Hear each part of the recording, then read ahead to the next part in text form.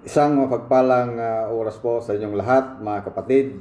At muli ay tayo po ay naririto at sa mga ganitong sitwasyon ay talagang napakarami pong dapat natin na ipagpasalamat sa kabila po ng pandemyang itong ating pong nararanasan sa ating panahon.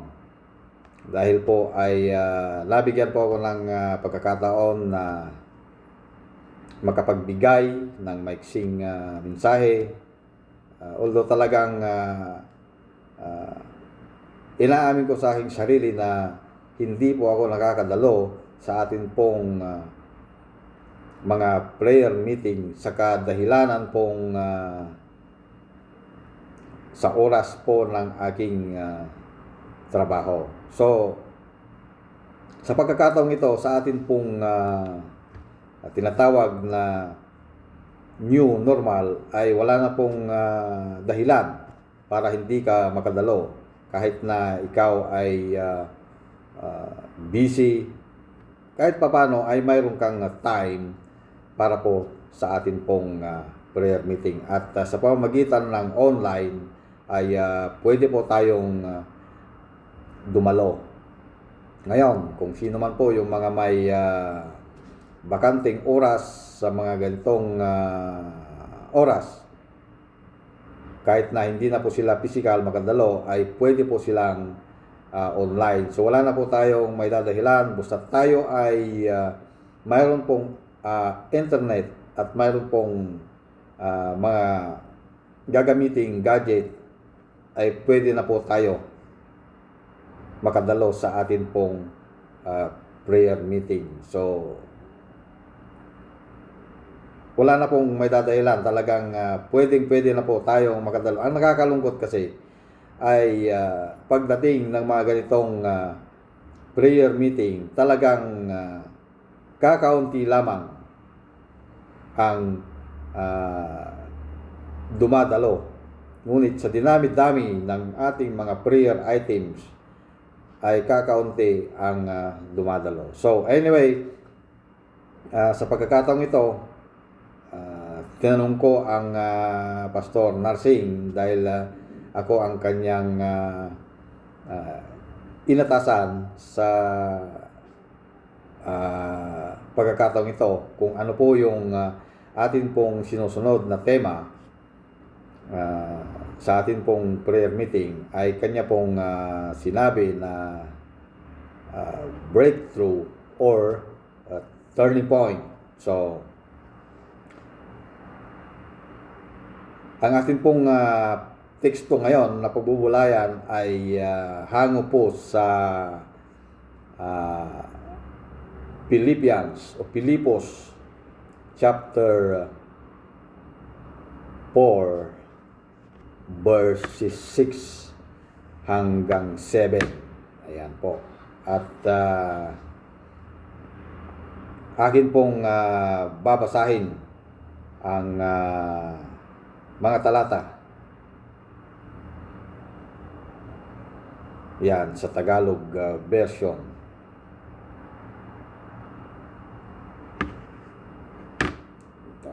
Ito ang sinasabi.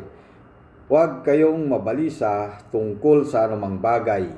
Sa halip, hingin ninyo sa Diyos ang lahat ng iyong kailangan sa pamamagitan ng panalangin may pasasalamat. At ang kapayapaan ng Diyos na hindi kayang maunawaan ng tao ang siyang mag-iingat sa inyong puso at pag-iisip dahil sa inyong pakikipag-isa kay Kristo Jesus. Puri ng Diyos at pagpalain ng pagkabasa ng banal na salita. So, ito po ay nagpapatungkol po sa blessings. Ayan, kung blessings ang ating pong pag-uusapan ay talaga namang napakasaya. So, mayroon pong dalawang uri ng pagpapala. Ayan, ito po yung tinatawag nating mana blessings. Alam naman po natin siguro yung ibig sabihin ng mana. Hindi yung minamana, ito yung nung panahon ng Exodus. Yun, mana blessings at yung promise blessings. Yan. Ano ba ang ibig sabihin nitong mana blessings? Ayan, ito po yung mana ay mula sa Diyos. Ay bahagi ng ating masaganang pagpapala.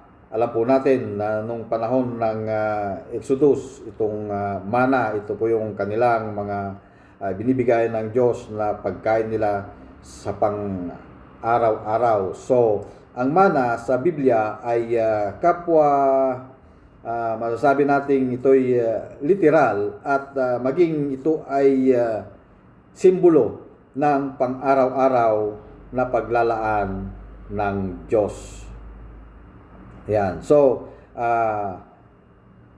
yung story po on how kung paano ang Diyos ay nagbigay ng mana sa mga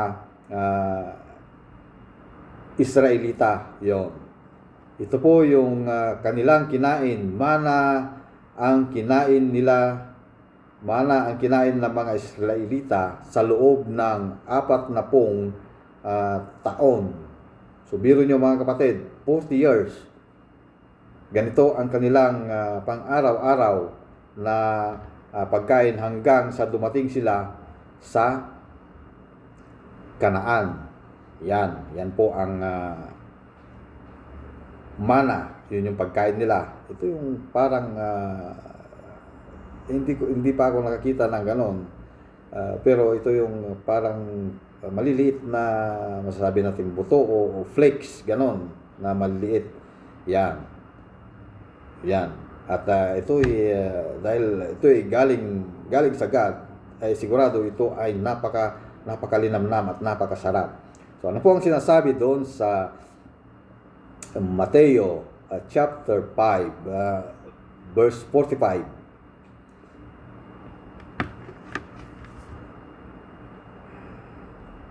Upang kayo'y maging tunay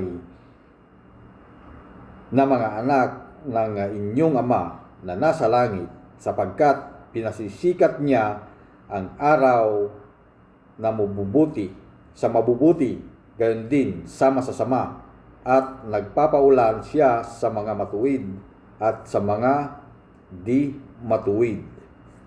So ito yung sinasabi ko kanina na ito ay literal at ito ay maging simbolo.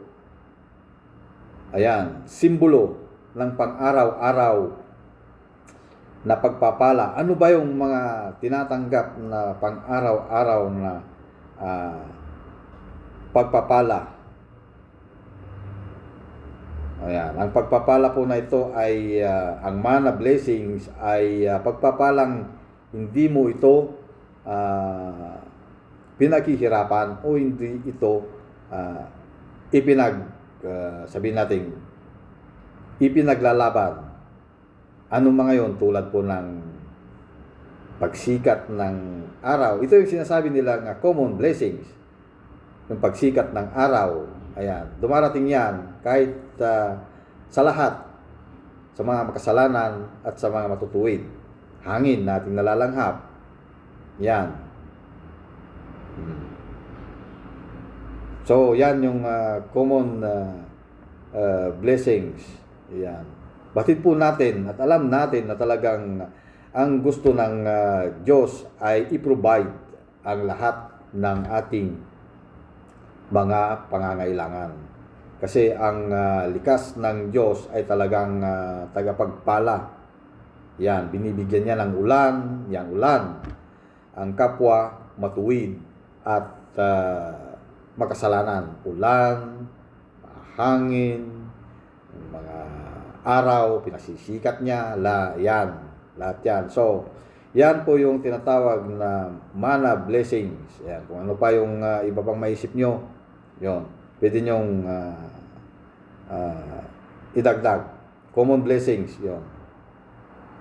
At ano naman po yung promise blessings. Yan, promise blessings. Ito yung ating gustong-gusto. Promise blessings, yung mga ipinangako na mga pagpapala. Yan, dito pumapasok yung ating pamagat po ng ating pag-aaral sa gabing ito. Ito ay breakthrough. Yan, breakthrough. Yan. Ano nga ba ang ibig sabihin ng breakthrough? Yan, promise blessings, ito yung kailangan ng breakthrough. So, balik po tayo sa ating pong pamagat, breakthrough. Ang breakthrough ay yung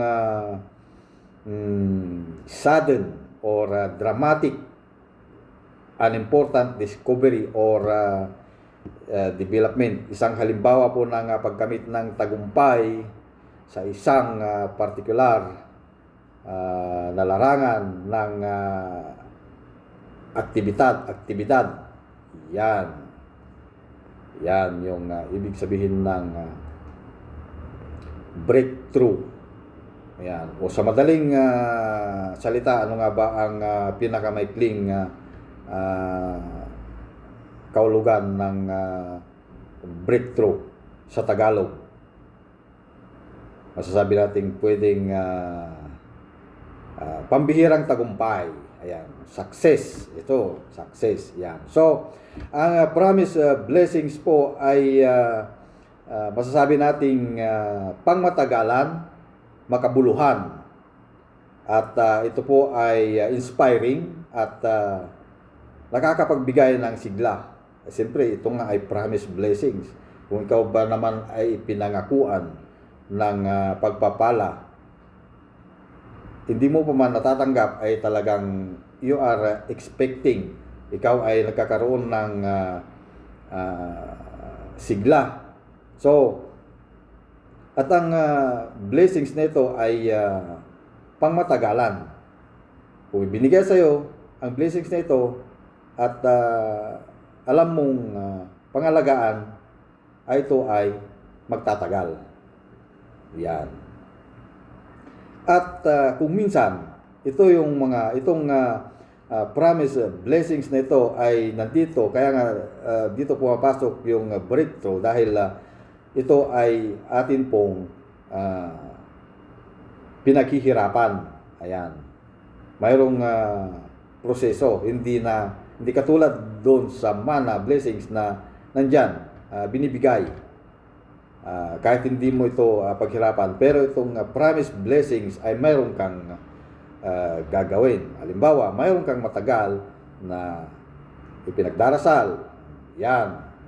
Ipinagdarasal mo na magkaroon ka ng magandang buhay.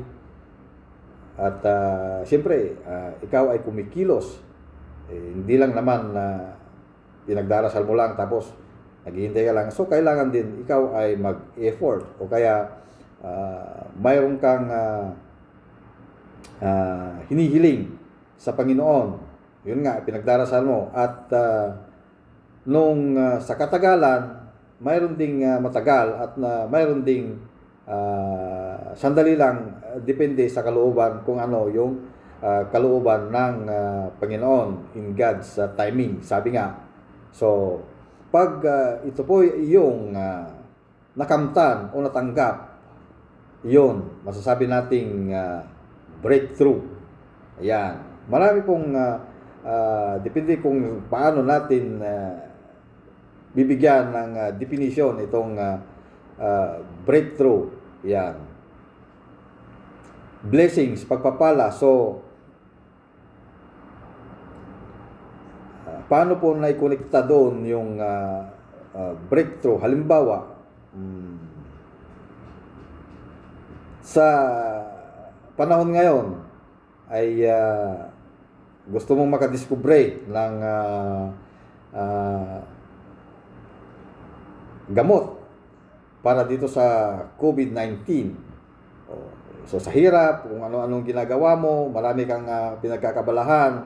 So nung ikaw ay nakadiskubre o ikaw ay nakaimbento ng gamot, ito ay success. Yan ay breakthrough. Yan, yung breakthrough. Mayroon ding tinatawag na spiritual breakthrough. Yan, mga ganyan. Yung sa tagal-tagal na yung pagiging isang mananampalataya, yung nga lang sa yung pagbabago nung ikaw ay dati ay makasalanan at siyempre nung ikaw ay naging isang mananampalataya ay natigil na o nabawas-bawasan na yung pagkakasala o nahinto na, hindi ka na nagkakasala, yan ay masasabi nating breakthrough, spiritual breakthrough. Yan, o kung ikaw ay naging isang pastor, ayan, breakthrough, spiritual breakthrough. At ganoon din po sa atin pong mayroon din sinasabing financial breakthrough. Kung yung ikaw ay dati ay maraming mga utang at ito ay yung natapos at ito ay nabayaran na kaagad, naging ikaw ay debt free na, wala ka ng utang, yan ay masasabi mong isang breakthrough. Yan. So ang ating pong topic ngayon ay napamagatang how to unlock your breakthrough. Paano i-unlock o paano mabubuksan ang yung breakthrough o yung pambihirang tagumpay. Yan. So, may tatlo. Una, siyempre, anong una dapat natin gawin? Call on to God. Tumawag sa Diyos. Yan po naman talaga ang pinakauna o pinaka-the best to unlock. Ayan. So, ang Panginoong Hesus is not the last resort. Ang Diyos o ang Panginoong Hesus hindi po ang huling paraan. Sabi nga, hindi siya ang huling paraan. Yan. Dapat muna tayong lumapit kay Panginoong Hesus sa lahat ng pagkakataon. Yan, may problema man o wala. Dapat ang unahin natin ang Diyos. Put God first. Sabi nga. Yan. Madalas kasi nating iniisip na kapag wala na talaga tayong magagawa, wala na tayong paraan, ubos na, pagod na, yan, saka pa lang natin may isip na lumapit sa Diyos. Wala ka ng paraan, wala ka ng magagawa, ipit ka na, kumbaga, na-corner ka na, eto, manalangin na lang ako. Yan, hindi ganon, hindi dapat ganon. So, dapat, unahin na kaagad ang God. Yan. Dahil siya ang magbibigay ng paraan. Hindi man niya direktang ibibigay sa inyo kung ano po ang inyong mga kailangan, pero marami siyang mga kaparaanan na gagamitin. Ayan. So, minsan ginagawa nating lahat, lalong-lalo na kung mayroon tayong mga problema, tayo ay nag-aalala, nagrereklamo, yan, namumuhay sa takot, pagkalungkot, humihingi ng payo kung saan-saan, kung kani-kanino, humihingi ng payo, ano pa man at ang lahat, ginagawa maliban sa paglapit sa Panginoon. Hindi dapat ganon. So, mayroon pa pong minsan na sabihin natin na talagang nakakalungkot, isipin. Yan. Pagkatapos na po nating naibigay lahat sa Panginoon, naisuko lahat sa Panginoon, ay muli po nating binabawi. Ano po ang ibig kong sabihin doon? So, wala ka ng ibang paraan kundi ang Diyos. Ibinigay mo na, Lord, ibinibigay ko na itong aking mga problema, aking mga kabigatan. Isinuso ko na sa inyo ito. Hindi ko na kaya. Sabihin mong ganon. Binibigay ko na sa inyo lahat ng ito. Ang problema ko, pinagkakatiwala ko na sa inyo. Amen. Pagkatapos mong nanalangin, mamaya-maya, ano na kaya ang nangyari? Ano na kaya ang nangyari dito? Ano na kaya? Kumusta na kaya siya? Buhay pa kaya? Ano kaya ang ano? So, nag-alala ka na naman.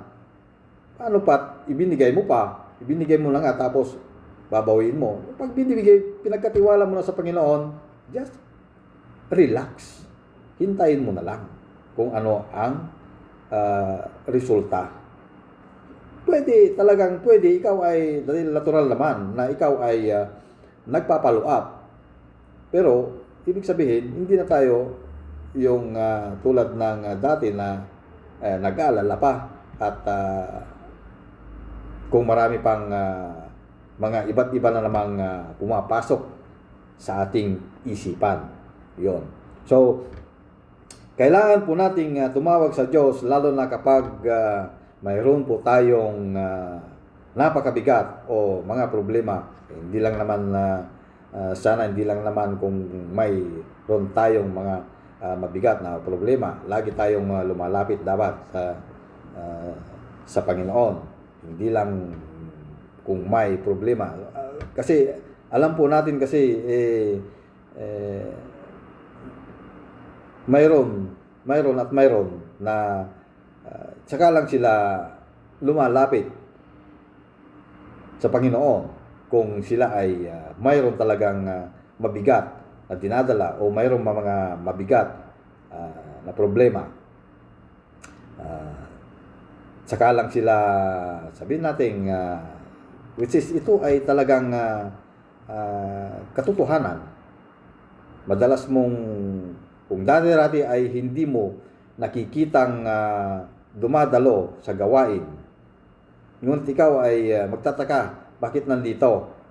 Laging dumadalo, yun pala ay mayroong mabigat na problema. Ayan.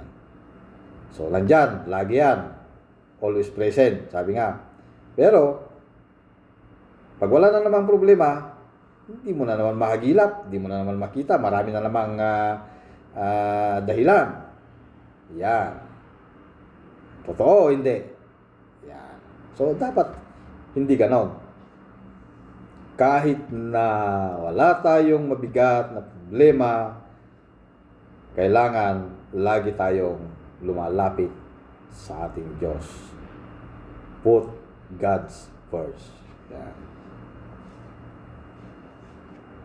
Kapag nasa ilalim tayo ng anino ng bundok, yan. O ibig sabihin, ilalim ng anino o napakarami o napakabigat na problema. So ibig sabihin, anino ng bundok, ibig sabihin ito, anino ng bundok, ano ba yung bundok na ito na sinasabi? Yun yung mga problema natin. So, kapag tayo ay nasa ilalim ng anino ng bundok na yun, ibig sabihin ay marami talagang ating mga problema. Minsan ay tayo ay nahihirapan.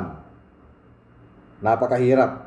So, kapag nandun ka sa sitwasyon na yon, naranasan mo ba na napakahirap ding manalangin? Yan.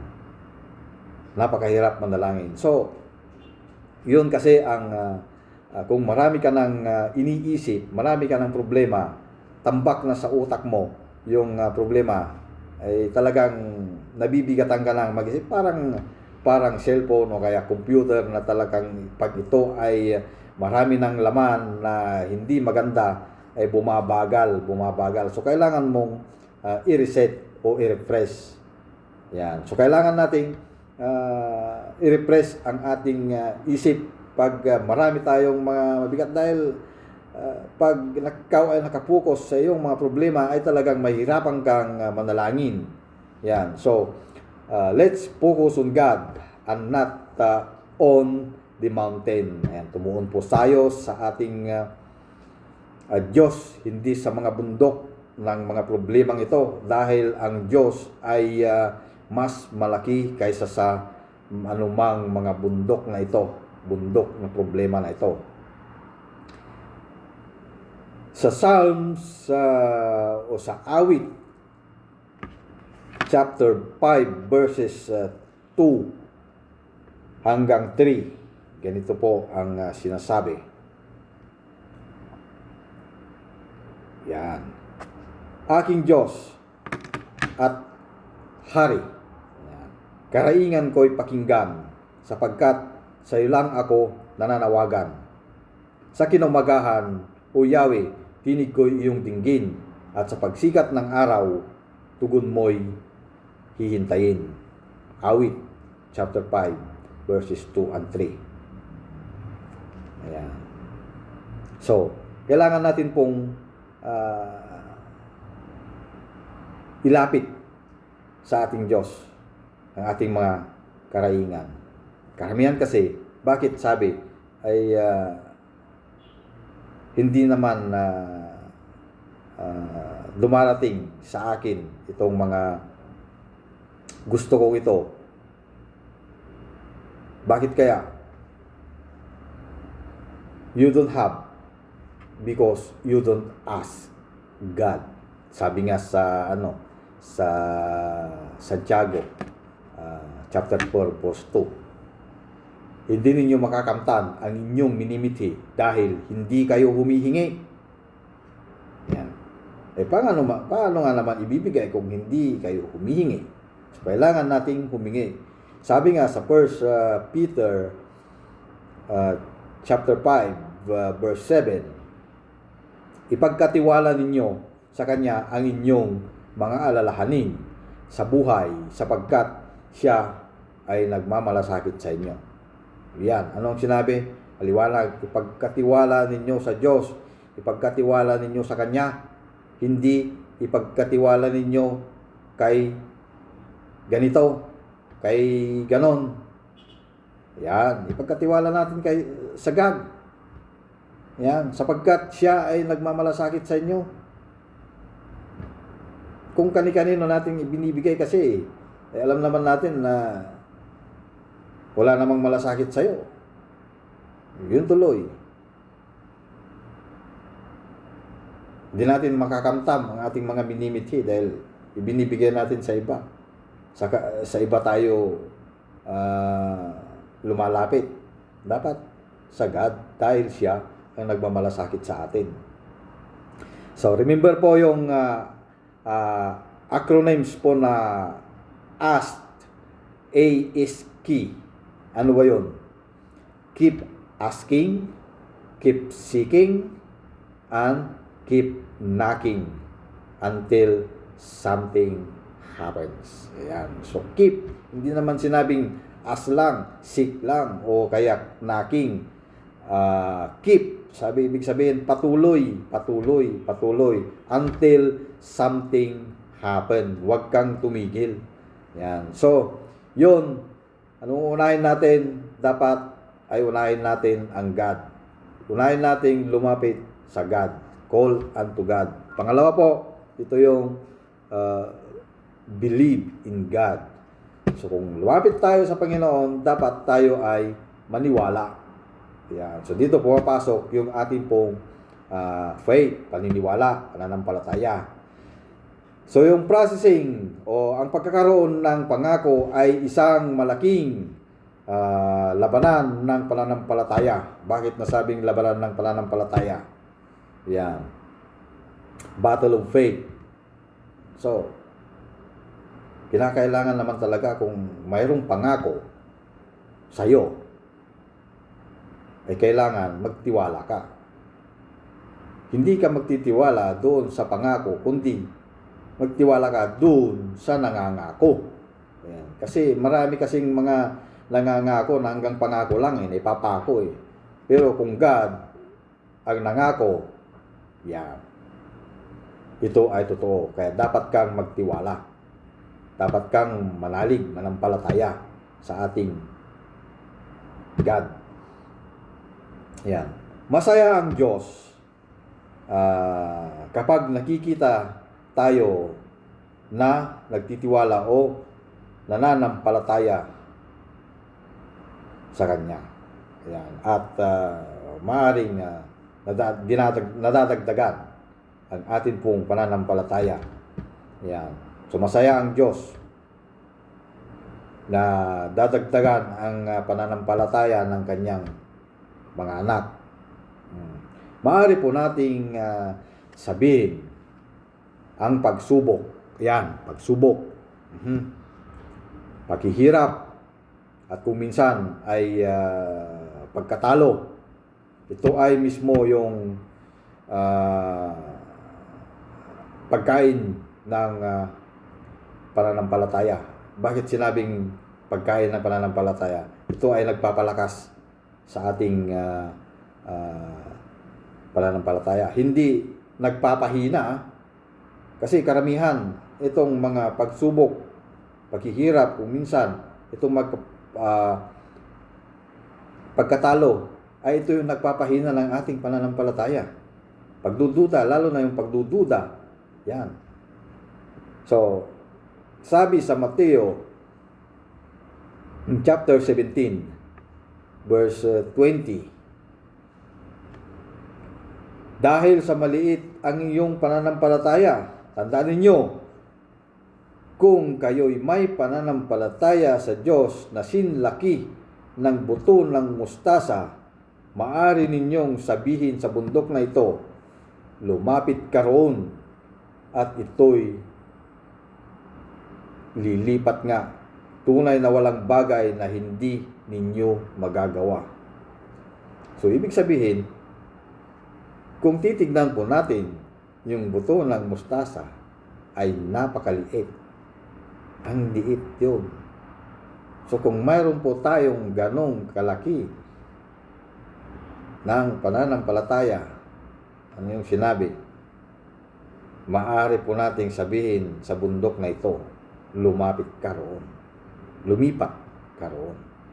So ibig sabihin, yung ating pong pananampalataya ay wala pang ganong kalaki doon sa napakaliit yun yung buto na yun. Yan. Napakaliit. So kailangan din nasusubok ang ating pananampalataya. Ang pananampalataya ay hindi matatag o mahina hanggat hindi ito nasusubok. Tayo ay sasailalim sa pagsubok.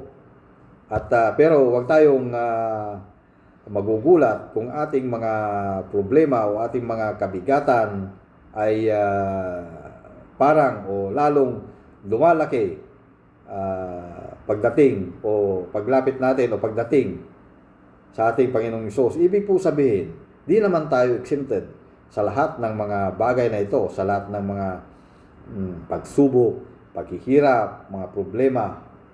Ayan. So kung minsan parang dito pumapasok yung pag-aalinlangan o pagdududa kung kailan lumapit ka na nga sa Panginoon ay lalo pang nadagdagan ang iyong problema o lalo pang lumaki. Well, hindi po natin alam o hawak ang kalooban ng ating Panginoon. Marahil ito ay binibigyan ka ng pagsubok o sinusubok ang iyong pananampalataya. Ayan. Bagkus ay bibigyan ka naman ng solusyon. Anong sabi nga doon sa 1 Corinthians 10:13? Wala bang pagsubok na dumating sa inyo na hindi naranasan ng lahat ng tao? Tapat ang Diyos at hindi niya ipahintulot na kayo subukin ng higit sa inyong makakaya. Sa halip, pagdating ng pagsubok, bibigyan niya kayo ng lakas upang mapagtagumpayan iyon. So, parang lumalaki lang, pero sa katunayan, yun ay sinusubok lang kung hanggang saan ang iyong pananampalataya. So, without faith, it is impossible to please God.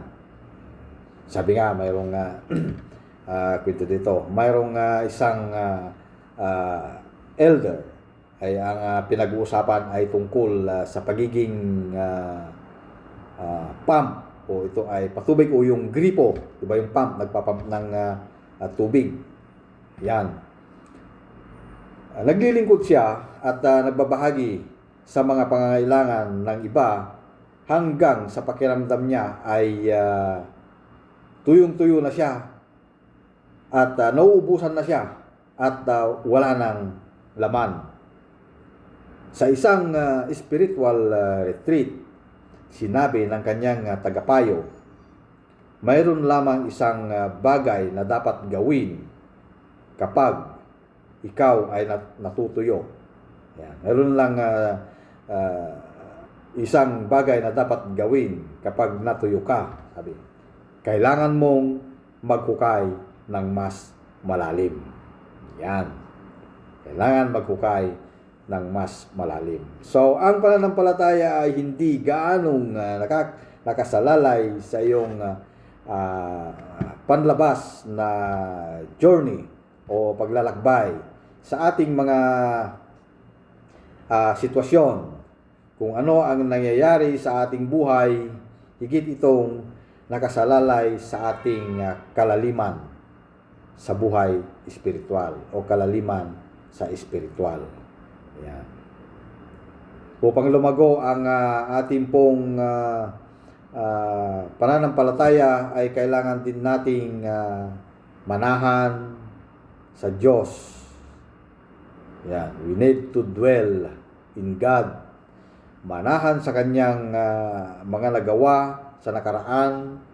Alalahanin po natin ang kanyang gawain sa ating buhay at sa buhay ng iba, lalo na sa kanyang mga salita. Yan. Palaging pinapaalala sa kasulatan sa mga tao tungkol sa dakilang mga gawa ng Diyos. Kaya't laging sinasabing masigasig na pag-aralan ang mga banal na kasulatan upang maging matatag tayo kapag nahihirapan at kapag dumaranas ng iba't ibang mga pagsubok. Yan.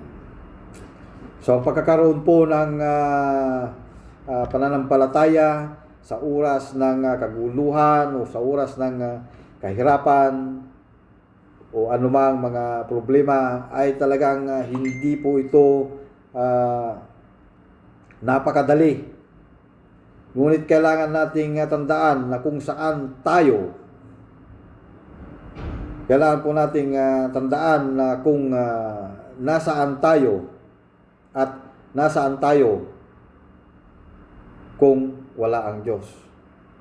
Yan, kailangan po nating tandaan kung nasaan tayo at saan tayo kung wala ang Diyos. Yan. Tunay nga na talagang kailangan nating ilagay ang ating buong pagtitiwala sa Diyos. Ang pagsampalataya ay masasabi nating ito ay pagsuko. Let go and let God. Ayan. Sa kasamaang palad kasi ay lahat ng lahat ng nasa modernong sa ating buhay sa ngayon, lalo na ngayon. Hindi naman lahat, ngunit talagang marami ay nagiging ito ay hadlang o isang balakid laban sa atin sa pagsuko sa ating Diyos. Maraming hadlang. Yan. Maraming hadlang upang tayo ay lumapit o sumuko sa Diyos. Ayaw kasi ni Taning. Kaya marami siyang mga inilalagay na kung ano-ano dyan, mga hadlang para nahihirapan tayong lumapit sa Diyos, nahihirapan tayong sumuko sa ating Diyos. Yan. Sa araw-araw, lalo-lalo na po sa ating panahon ngayon, nag-aalala po tayo tungkol sa pera. Yan, puro pera. Wala ka ng pera, wala na akong pera. Nag-aalala tayo. Saan ako kukuha ng pera? Sa ating mga trabaho. Ngayon, sa Pilipinas ngayon, napakarami pong walang trabaho. Pero mo, napakaraming umuwi galing lang mga iba't ibang mga bansa. And yet, hindi naman lahat yung mga galing lang iba't ibang bansang yon ay mayroong dalang pera. Maliban lang talaga kung yung mga talagang nakapag-ipon. Paano kung yung mga biglaan at walang naipon? So, marami sa atin ang walang trabaho. Yan. So, kung ano-ano ang mga kailangan gawin, kailangan nating kung ano ang dapat malaman.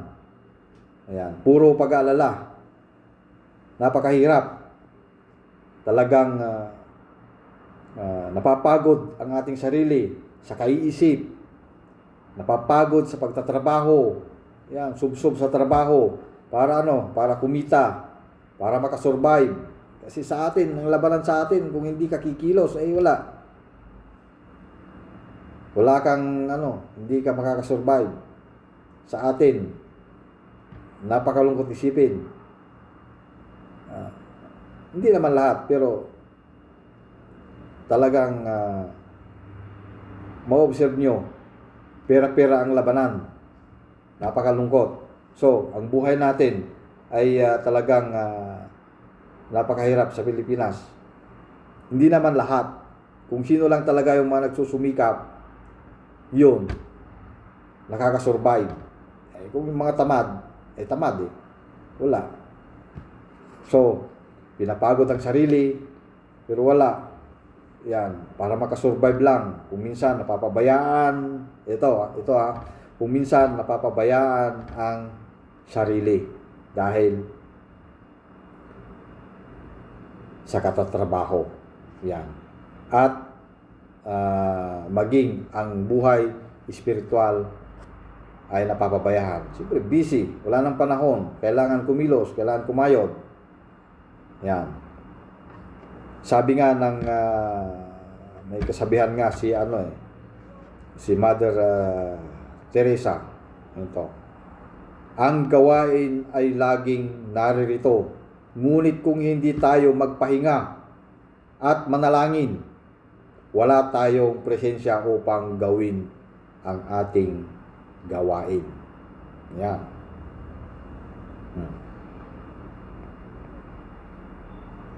So, ang pananampalataya ay ang kakayahang magtiwala sa hindi natin nakikita. Sa pananampalataya ay napalaya tayo mula sa masasabi nating malambot na lalagyan ng buhay na tanging ang takot lamang ang nagpapaintulot sa atin na ma-entrap. Yan. Sa Galatians 5:6, ganito po ang sinabi.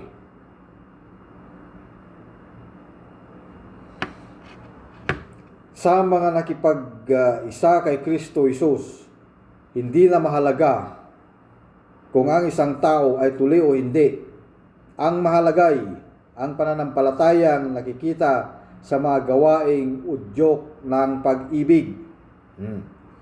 Pananampalatayang nakikita sa mga gawaing udyok ng pag-ibig. Ang ibig sabihin ng talatang ito ay ang pag-ibig ay ang paraan ng pagpapahayag ng pananampalataya at nagpapatunay sa buhay na ito ay totoo. Yan. So, yan yung ating pananampalataya.